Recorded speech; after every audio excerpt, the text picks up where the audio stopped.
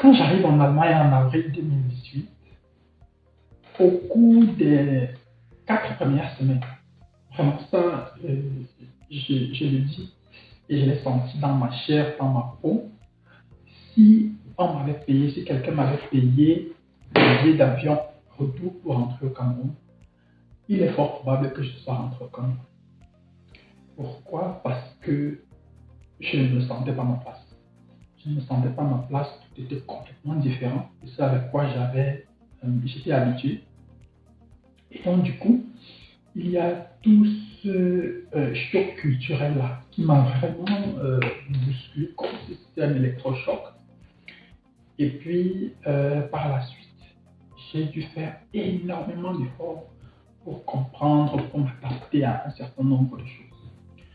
Alors, dans cette vidéo, je vais justement m'adresser à toi qui compte peut-être arriver bientôt en Allemagne ou alors qui vient d'arriver en Allemagne. Et je vais te raconter tout un tas de petites anecdotes dans cette vidéo sur les différents chocs auxquels tu pourrais être confronté à ton arrivée en Allemagne. C'est vraiment une vidéo retour d'expérience, c'est vraiment une vidéo pour essayer de te faire comprendre plus ou moins ce dans quoi tu t'engages pour que ça ne te supprime pas. Donc, un homme averti, une femme avertie en vaut 2 ou parfois même 8 ou 10. Donc, si tu me découvres donc par le travers de cette vidéo, n'hésite pas à t'abonner à notre chaîne. N'hésite surtout pas à liker la vidéo. Et n'hésite surtout pas à nous dire en commentaire ce qui, selon toi, si tu es là par exemple en Allemagne, quel autre choc, quelle autre chose t'a vraiment choqué quand tu es arrivé, ou alors si tu comptais arriver bientôt en Allemagne, peut-être tu peux partager aussi tes peurs avec nous, ou alors tes craintes. Nous serons ravis d'échanger, de partager toutes ces expériences-là et de voir ce qu'il en est. Et donc, voilà, moi c'est Mamri, je suis camerounais, je vis en Allemagne, j'accompagne les gens qui veulent voyager ici sur Parlons Voyage. On te parle de tout ce qui touche de près ou de loin les procédures de voyage. Et donc, du coup, si tu as besoin d'accompagnement dans le cadre d'une procédure de voyage, visa étudiant, formation professionnelle, au pair, volontariat, travail, regroupement familial, nous sommes là pour toi. Nous sommes là pour toi et nous sommes prêts à mettre à ton service notre expertise pour que tu puisses justement quitter de ton point A pour le point B que tu es en train de viser pour 2024 ou pour 2026.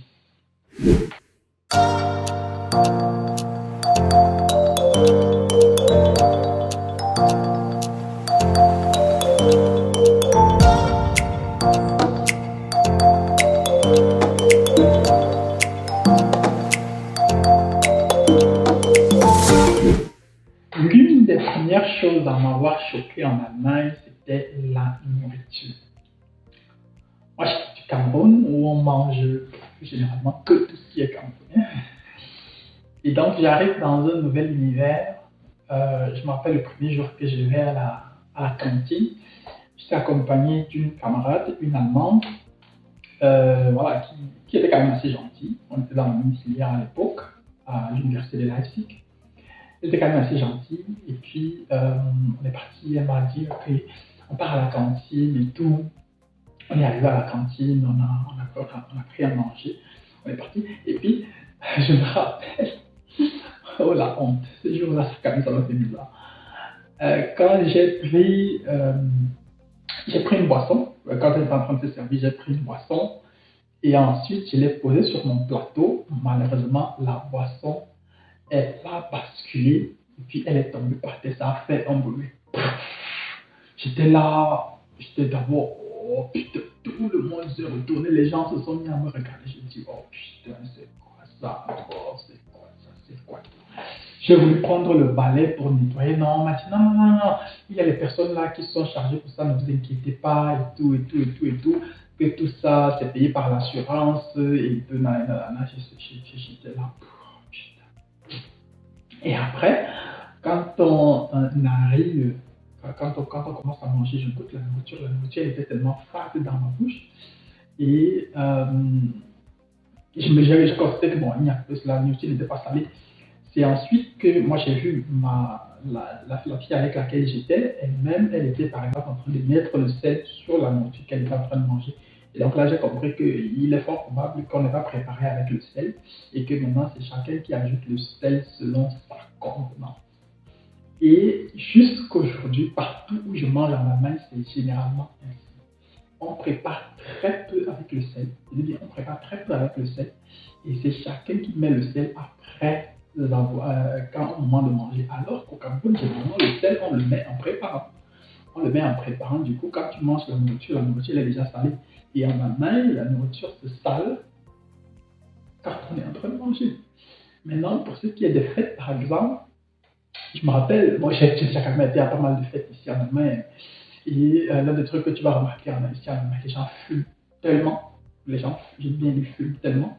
Et ils ne fument pas toujours la cigarette seulement. Hein. Il y a aussi tout un tas de trucs que moi je ne connais pas. Mais je crois que ça doit être de l'herbe ou je ne sais pas trop. Donc les gens fument énormément. Et dans toutes les fêtes en Allemagne, voilà, les gens ils vont tellement fumer et tout. Et donc si tu n'es pas fumeur, ça peut parfois être compliqué de t'acclimater, de t'adapter dans cet environnement-là.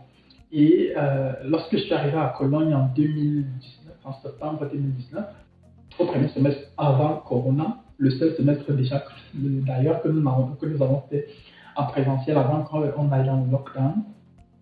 Lorsque je suis arrivé à Cologne, on avait une fête entre camarades. Et lorsque j'arrive à la fête là, je suis arrivé un peu en retard, la fête devait commencer autour de 22h, je suis arrivé vers 23h30. Quand j'arrive au même moment que le livreur de pizza. Le livreur de pizza, on allait bizarrement au même endroit. Et donc, du coup, le livreur de pizza, il me voit à l'entrée. Bon, il me demande est-ce que vous allez à la fête. Je lui dis oui. Il me demande est-ce que je peux vous donner la pizza et tout et tout. Bon, je lui dis bon, ok, il n'y a pas de problème. Donc, moi, quand je monte, bon, il y avait beaucoup de mes camarades là que je ne connaissais pas, qui ne me connaissaient pas, qui ne m'avaient jamais vu. Et donc, quand j'arrive, moi, j'arrive avec la pizza, je leur dis non, il y a le gars là qui m'a remis ça en bas. Il y en a qui ont cru au départ que non. J'étais juste le livreur des pizzas et tout et tout et tout et tout. Ça m'a fait bizarre au début que bon, les gars, ils ont juste vu un noir et puis ils se sont dit, bon, c'est ce que je me suis dit, hein. C'était pas vraiment un truc que je vais dire que c'était raciste, c'est bon, c'était.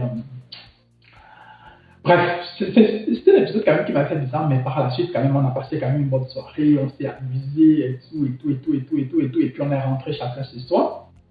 Mais c'était quand même assez cool. Et à part ça, bon, j'ai quand même déjà été invité à pas mal de fêtes. Et donc, du coup, voilà, quand je serai invité à des fêtes ici en Allemagne, voilà, déjà la musique, c'est pas trop ça. La musique, c'est pas ça à quoi vous êtes habitué. Ce sera forcément de l'électro, je sais pas trop quoi. Bref, vraiment les trucs allemands, quoi. Dans le pire des cas, il y aura des trucs latinos. Mais très rarement, tu vas écouter un truc africain. Mais quand bien même tu vas écouter un truc africain dans les snacks, ce sera généralement du Nigérian. Parce que généralement, bon, j'avais aussi vu ça ici dans une boîte de nuit, je crois que c'était à Constance, un peu dans le sud de l'Allemagne, où il y a une fille nigériane qui était partie, bon, je ne vais pas dire draguer carrément le DJ, pour que le DJ mette les sons nigérians.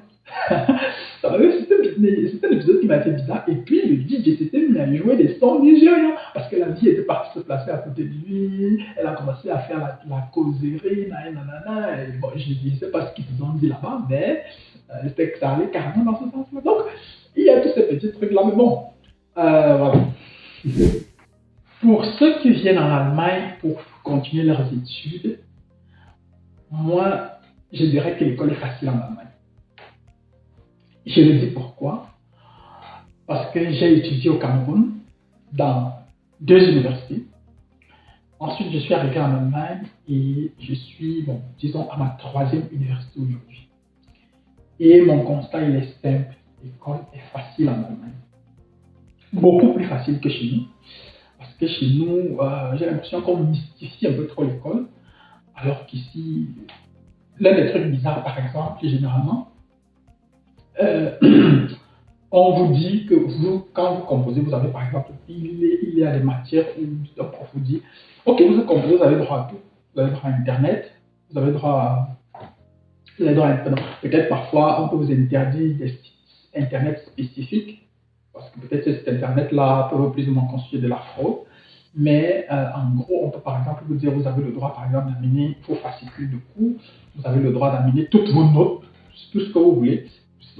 Pendant Corona, par exemple, on pouvait même composer avec Internet. Seulement, si l'examen c'est 90 minutes, il faudra qu'au terme des 90 minutes que tu aies terminé. Maintenant, si tu as passé ton temps à faire les recherches sur Internet pendant les 90 minutes, est-ce que tu auras suffisamment de temps pour répondre aussi à toutes les questions? Ça aussi, c'est une autre affaire. Donc, il y a déjà ça, ce qui fait que pratiquement dans toutes les universités, quand tu arrives, on va toujours te dire non. Au niveau, quand on va parler de l'examen, le jour de l'examen, vous avez le droit d'apporter vos notes, tous les trucs que vous avez notés, peut-être les notes du cours, ou si c'est pas, même le fascicule du cours en question, vous avez le droit de l'apporter. Ce qui au Cameroun est impensable. Ce qui au Cameroun est impensable. Tout simplement pourquoi? Parce qu'en Allemagne, bon, les gars, ils disent généralement, beaucoup de profs à l'université, ils disent que bon, en entreprise, quand vous allez travailler en entreprise, vous aurez accès à tous ces outils. Donc, on ne sait pas pourquoi à l'école, à l'université, on ne vous donnerait pas accès à ces outils parce que de toute façon, on est en train de vous préparer à travailler, à entrer dans le monde du travail. Et dans le monde du travail, voici comment ça se passe. Et donc, on essaye justement aussi de vous mettre dans les conditions du monde du travail. Je ne sais pas si vous voyez un peu le truc. Et donc, du coup, seulement la différence avec l'école en Allemagne, elle est plus sur le fait que c'est vraiment orienté pratique. Du moins, moi, les filières que j'ai fait. Aujourd'hui, par exemple, j'ai fait un master en management automobile. J'ai fait un master en management automobile. C'est vraiment orienté pratique.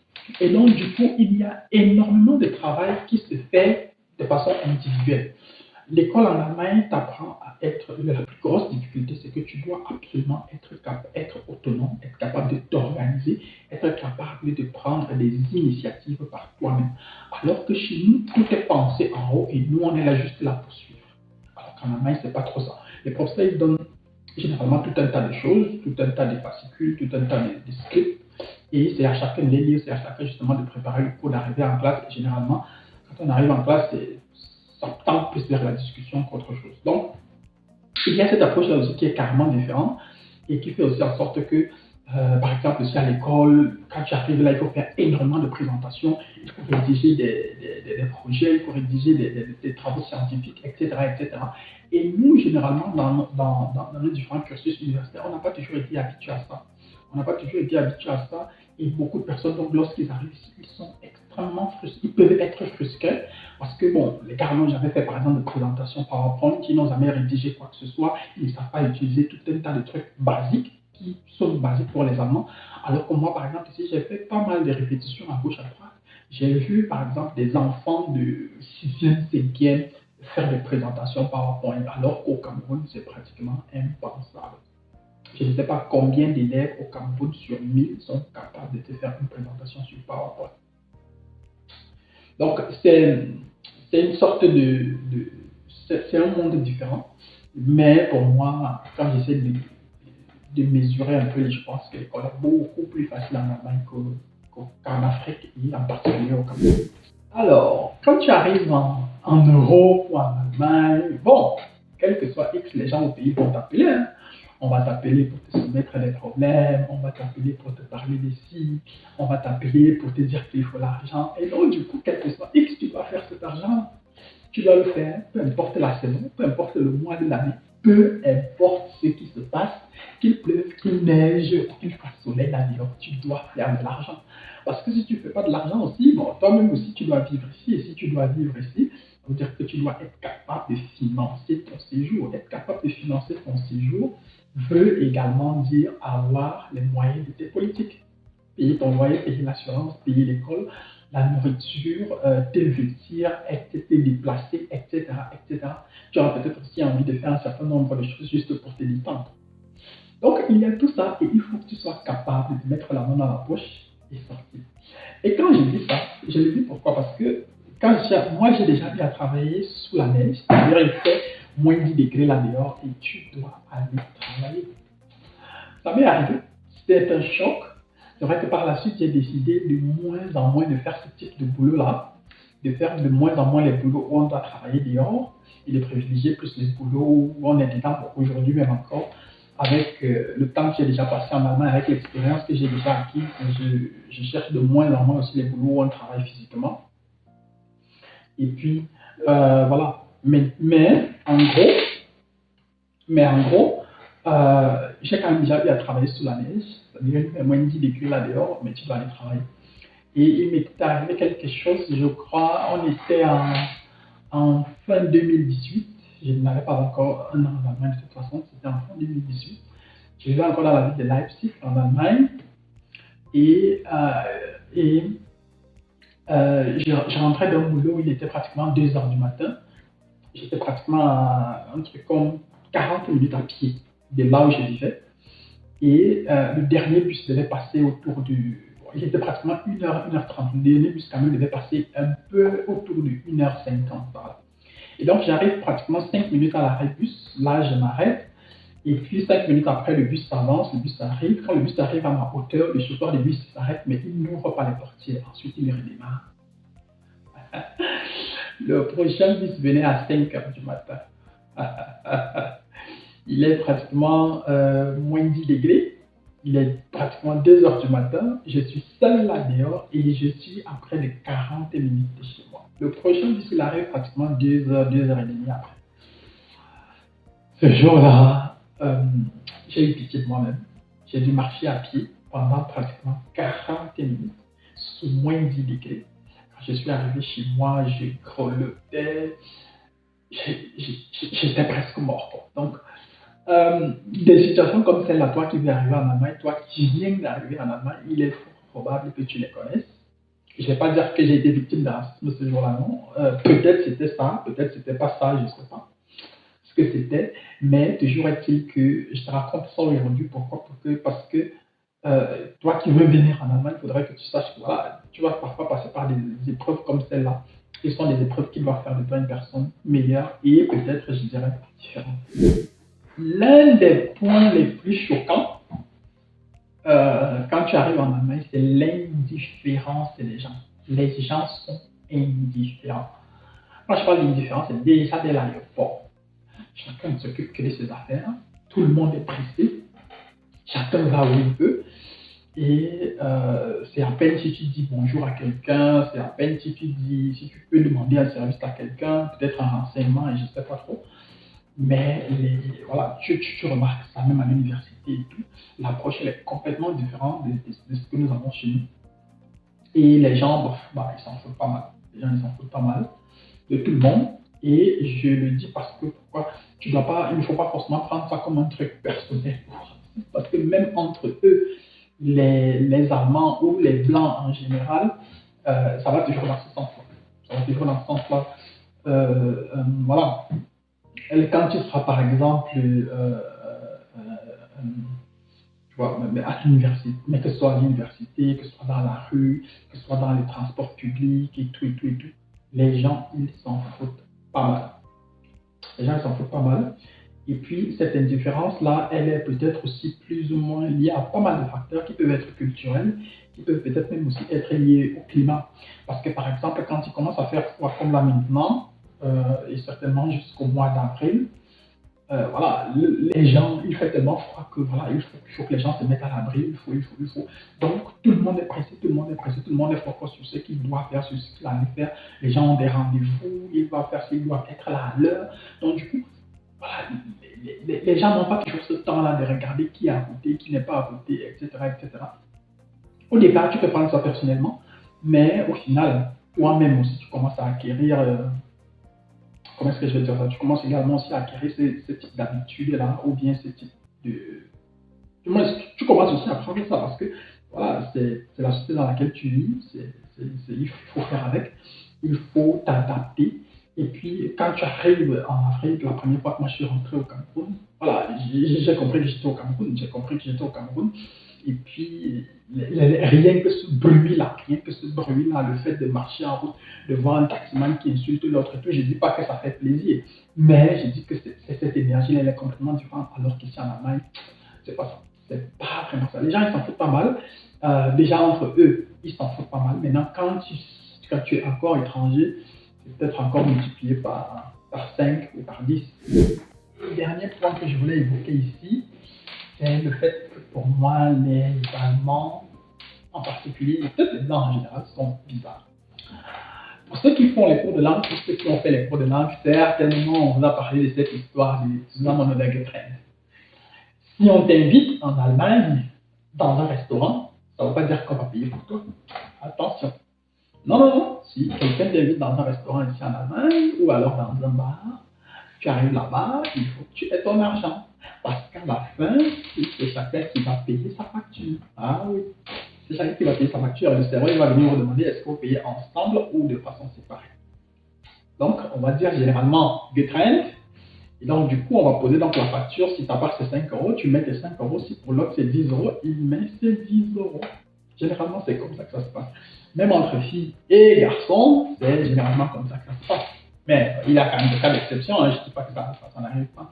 Mais généralement, c'est ainsi que ça se passe.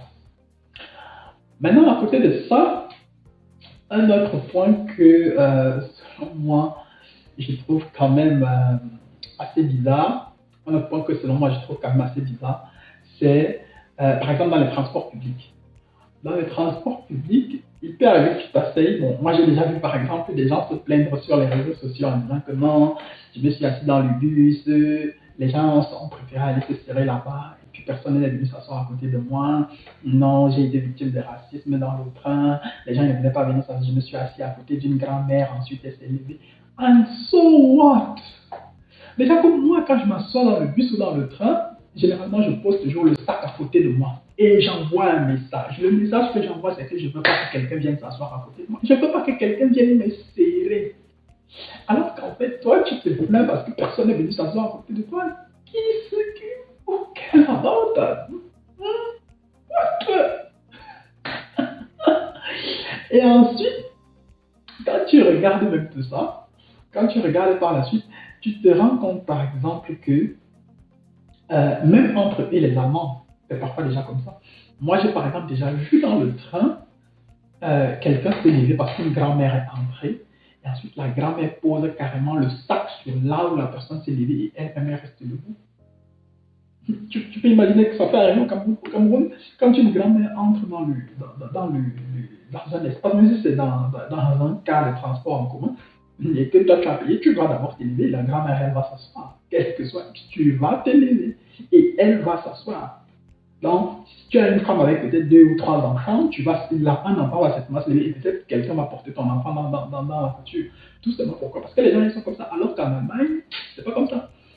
Tu peux être grand-père ou grand-mère, tu es là debout, les enfants sont assis. Je dis les enfants qui peuvent être des petits-enfants, ils sont assis.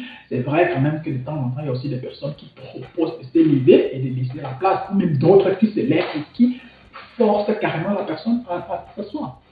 Donc, des scènes comme celle-là, on en vit énormément dans les transports publics et il ne faut donc pas en être surpris.